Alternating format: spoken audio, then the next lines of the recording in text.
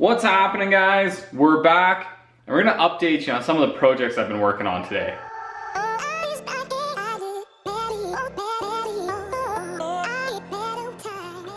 Alright guys, today is not gonna be a working episode, largely because I didn't get any work done this week. It's the middle of summer, so I've been, doing a lot of outdoors activities, going camping and whatnot. I've spent a lot of my evenings out flying. I've got like 12 flights under my belt, so that takes up a lot of time. I've also been waiting for parts. I've ordered some parts and they just haven't shown up on time, and kind of partially due to the whole COVID situation, partially due to just getting parts delivered in Canada is a bit of a nightmare.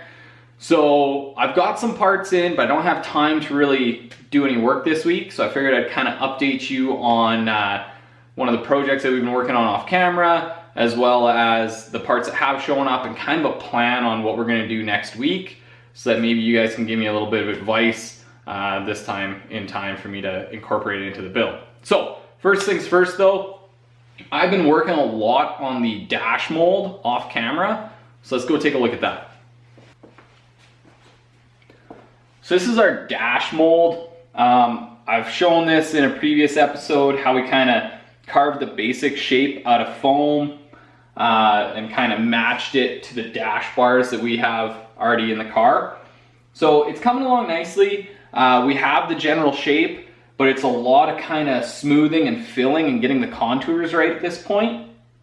So it's probably got about 30 different layers of drywall mud and shellac primer on it, and then smoothing all those back to get a nice even surface.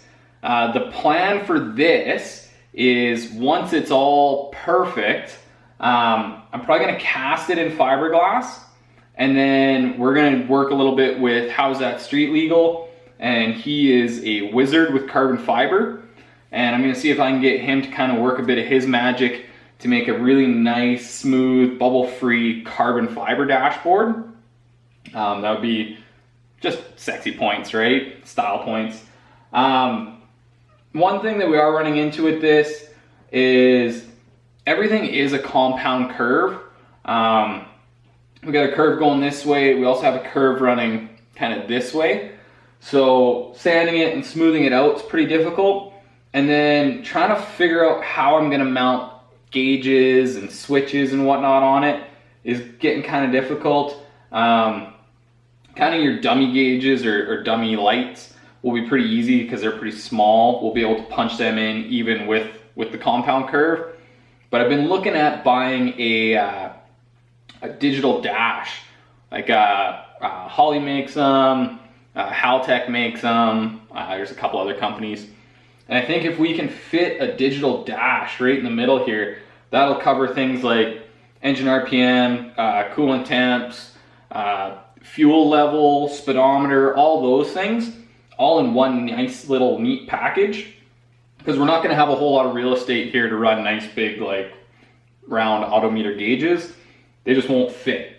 So my thought is we'll get it all built, we'll cast it in carbon, and then if we have to make kind of a pod or something that mates onto here, we can do that and then kind of match the curvature and either bond it on or rivet it or something.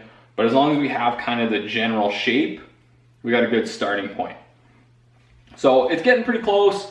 The flange is all done along the sides. It needs a little bit more build up kind of on the back corner there. And then it's gonna be a task of just sanding progressively smoother. And then I got some spray shellac.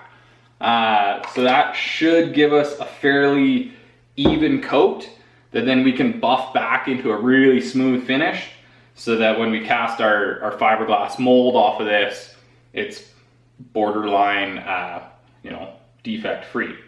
That's what we're aiming for. So this is coming along nicely. It is gonna still need probably a month worth of work in the background, but it's really boring, so I don't bore you guys with that.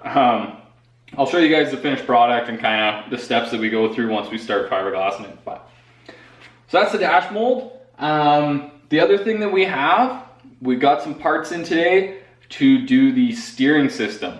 So I'm going to show you guys kind of my plan for the steering system, and then next week we'll actually get rolling on it. So hopefully between this episode and the weekend when I start working, you guys can give me a bit of feedback and let me know what I'm doing right and what I'm doing wrong. So let's do that. All right, so here's the plan on the steering column.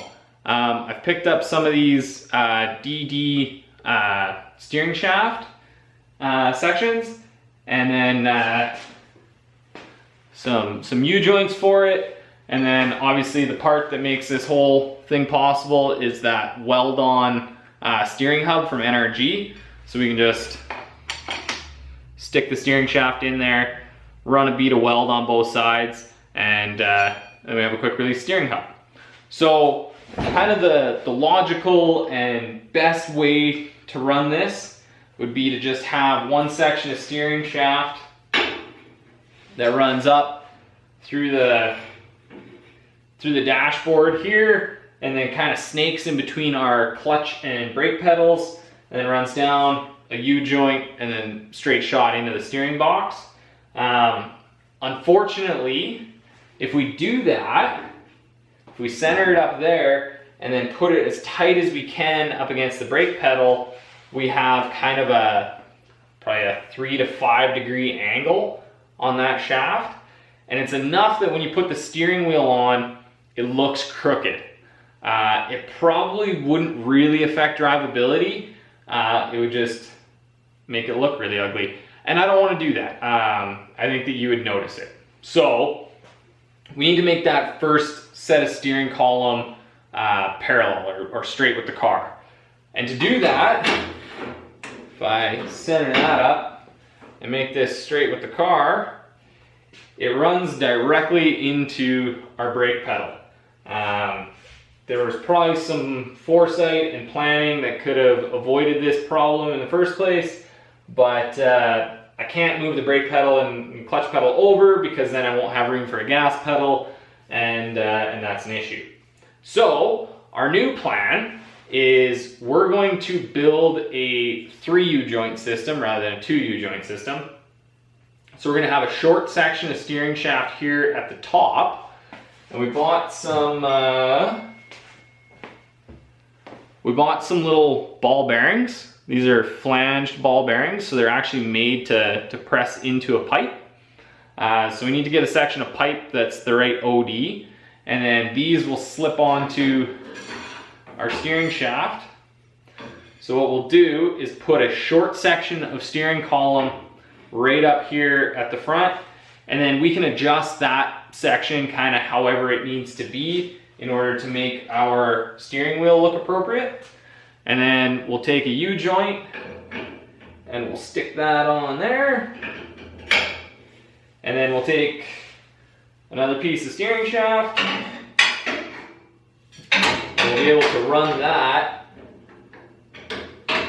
out at an angle in order to avoid our brake pedal. So it does put a little bit more complexity into it all, but at least we can have a straight steering wheel. So then once that comes out here through the firewall, we'll throw another U-joint on it and then shoot it down to the steering rack. And then we got one of these kind of oversized 3/4 inch Heim joints essentially, and these go on to, that'll go onto the steering shaft down here and support it, so that this intermediate section, which will be supported by the dual ball bearings at the top, and then we'll support it with that Heim joint on the bottom, and then it doesn't need any support in the middle because it's got nowhere to go. So that's the plan. It's a pain in the butt, and I'm still missing the U-joint to go onto the steering rack, but we should be able to get at least this top section kind of figured out and that pipe mounted, and then once that's mounted, we can mount our steering wheel. So if you guys have any better options that require a little bit less fabrication and parts, I'm all ears. But if not, that's the route we're gonna go. So I hope that kind of translated on camera. It's kind of hard to get a good three-dimensional view of how that steering column is gonna snake through there. Yeah, we're gonna give it a whirl anyhow. So that's all we're gonna do today. I don't have any time to actually do any work, and I would like to get the U-joint that goes onto the steering rack as well before we start messing around too much. But yeah, so that's all we're gonna do this week, guys. If you have some input as to how to better fit this steering column, I am all ears. I'm probably gonna start working on it this Saturday, so you got kind of a day and a half to tell me what to do. Yeah, but that's all we're gonna do today. So thank you so much for watching, you guys. If you haven't already, hit the like and subscribe button. Go check us out on Instagram, Left Foot First Media, and we'll see you next week. I'm out of here.